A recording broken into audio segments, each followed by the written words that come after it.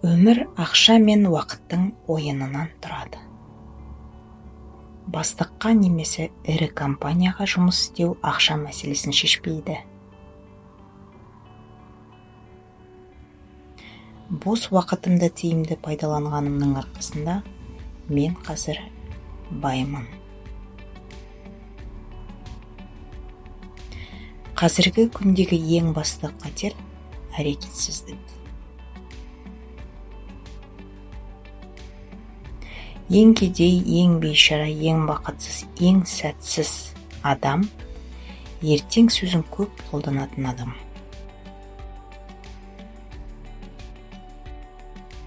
Мені ақша қызықтырмайды, немесе әңгіме ақшада емес деп кедей әкем айтатын. Ал бай әкем ақша бұл билік деп өз пікірінен қайтпайтын.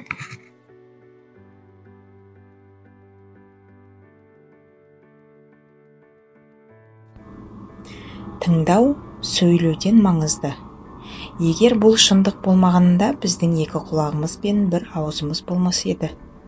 Көп адам жаңа ойлар мен мүмкіндіктерді тыңдап, сосын пайдасына асырудың орнына аузымен ойлап жағаласа береді. Сұрақ қоюдың орнына қарсы пікірін көп танытады.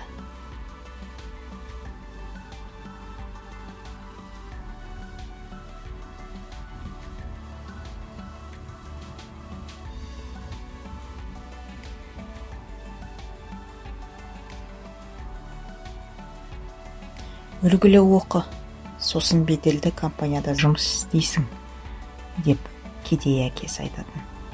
Үлгілі оқы, сосын беделді компанияны сатып ала аласың, дейді бай әкесі.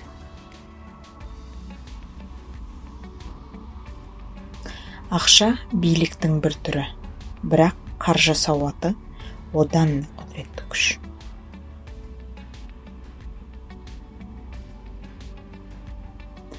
Ақшаға деген құмарлық бар, жауыздықтың тамыры, кедей әкесі. Бар жауыздықтың тамыры ақшаның тапшылығы, бай әке.